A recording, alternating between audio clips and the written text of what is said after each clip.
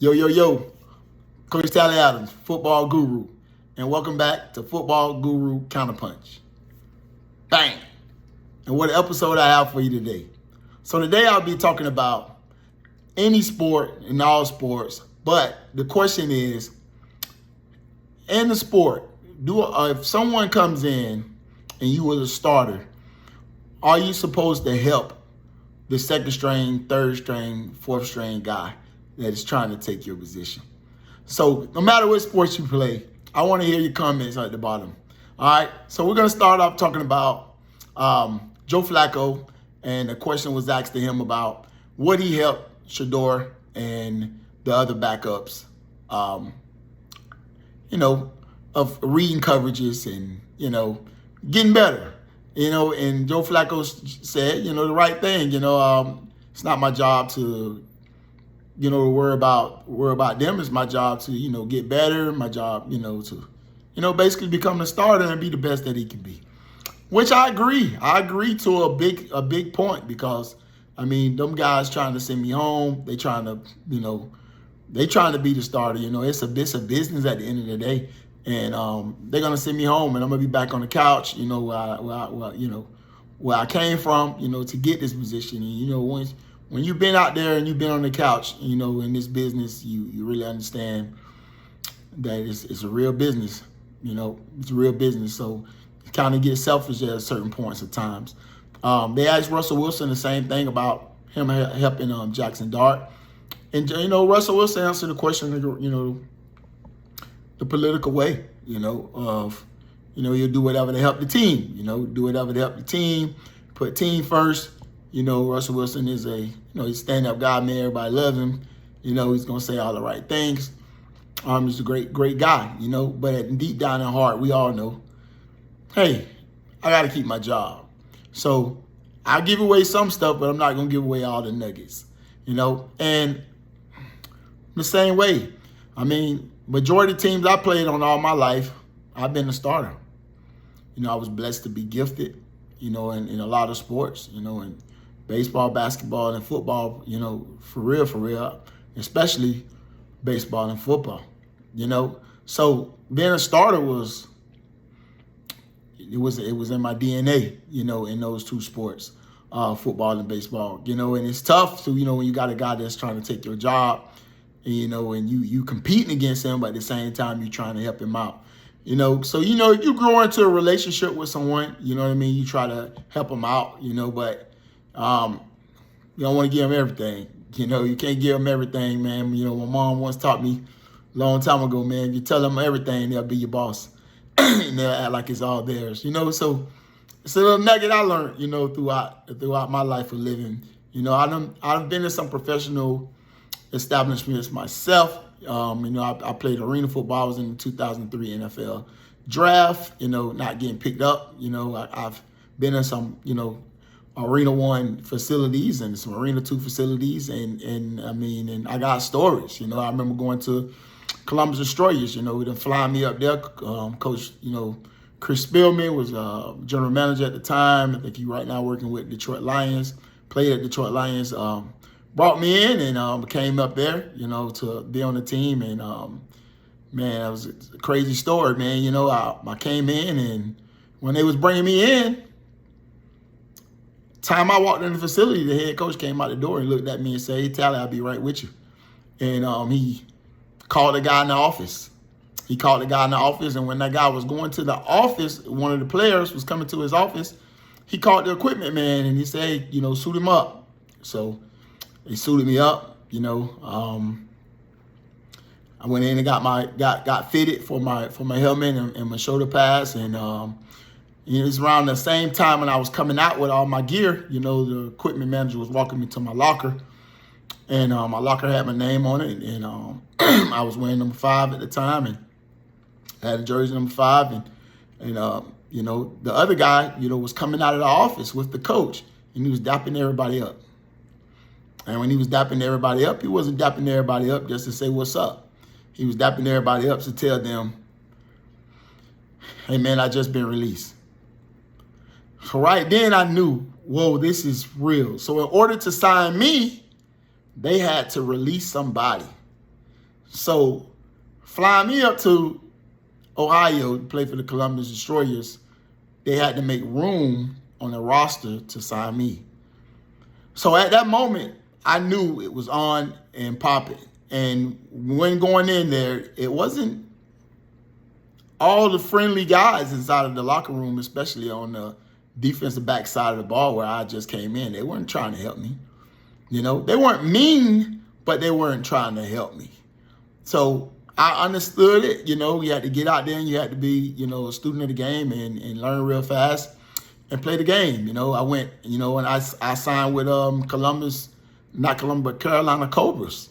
Signed with the Carolina Cobras, you know, when I came in. We had one DB that was, you know, he was playing the DS. You know, he was real good, you know, and he was helping me. He was helping me and, you know, giving me the calls and everything. And, you know, I had some experience by then, so I was, you know, moving a little quickly and faster at that moment, you know. But, you know, the other guys, they knew I was in for their position. They weren't trying to help me. You know, they weren't being standoffish, but they weren't trying to help. And I understood it because, you know, once I make the team, I ain't going to be trying to help a whole lot of people either that's getting brought in for my position.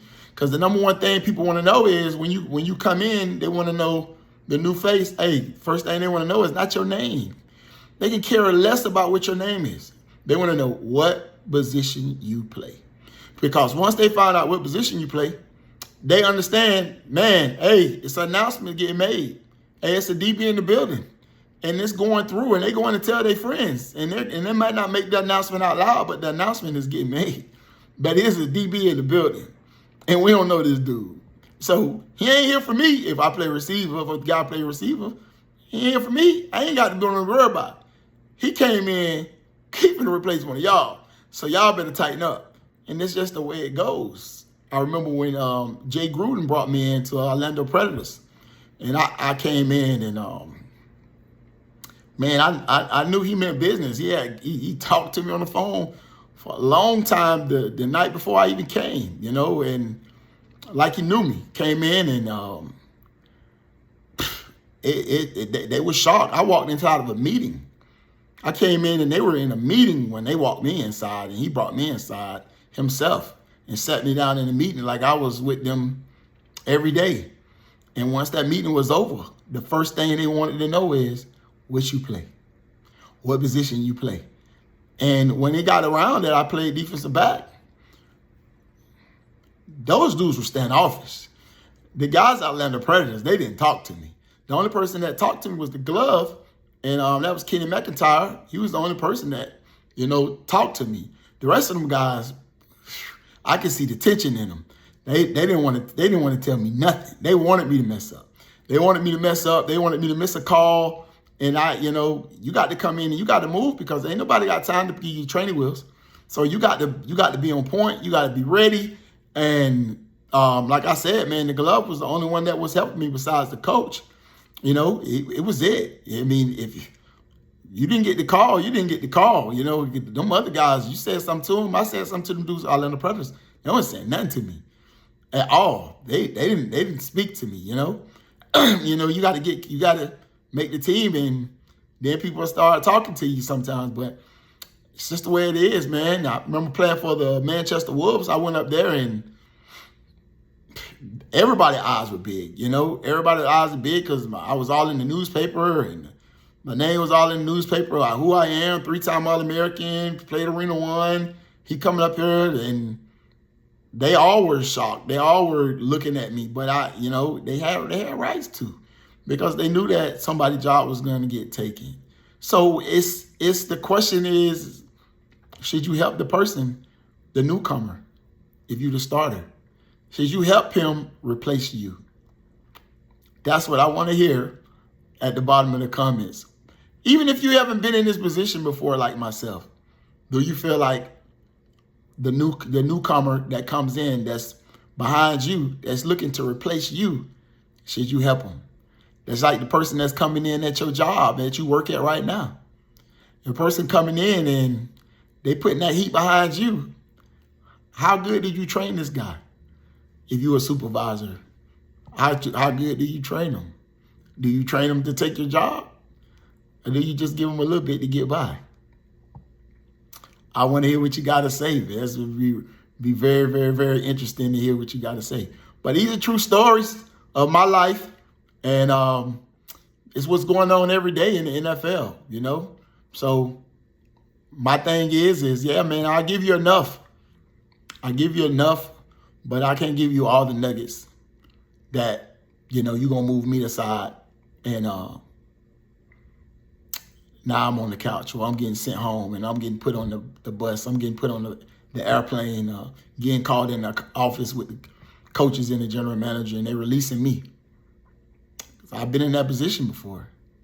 And a lot of stuff is, you know, politics, but we'll talk about that another day. But right now, the question is Joe Flacco wrong? And to me, no, he's not. Is any one of those quarterbacks wrong? They're not. Is Sam Darnold wrong over there in Seattle right now if he's not helping Miro, you know, and giving him all the nuggets? He's not. I think, and we can keep going on and on and on, you know. Aaron Rodgers just got in. How much will he help Will Howard? Will Howard just coming in from Ohio State. How much will he help him? Even though that he is the guy, how much will he help him? It's just the way it is, man. It's the pressure is on you. Dak Prescott got a lot of pressure on him, and he has a free agent coming over from, we know, with Joe Milton. How much do you give Joe Milton? You know, it's a hurt ankle, you may never get your job back. It's the way this game is, man. It's a business. You know, Coach once said to me one time, and to a lot of other people that's played on the same team with me, man, put your hand in that bucket. Put your hand in the bucket and pull it out. How fast that hole closes, that's how fast you'll be replaced. So let me know what you guys feel, man, in them comments, man. I want to hear, you know, what you say. Is it selfish? Be selfish. Is it selfish not to help them? Should you be selfish yourself and don't say nothing? Or just give them enough? I just say give them enough. But I can't give them all my nuggets. Because I'm going to be second string or third string, or they're going to be talking about sending me home. I got to be the guy as long as I can, because that money don't last forever. And when it's gone, it's gone. Got to find another profession and try to make that money. And it's tough. It's tough out here. So I want to hear what you got to say. I would love to hear it. All right, everybody, I appreciate you, man. And, you know, coming to check it, look at me. Male, females, all y'all, I love y'all all, man, for supporting me. Keep looking at me, TA Football Guru, on Twitter, Instagram, TikTok, Facebook, and also on YouTube. You know, subscribe on YouTube, give me likes and loves and hearts and all of that good stuff. You know, it don't take that long to hit that button, man. Hit that button for me. All right, let this stuff go viral for me, man. Support me. All right, appreciate y'all. See y'all next time, man. Coach Tally Adams, Football Guru. Football Guru, Counterpunch. Bang!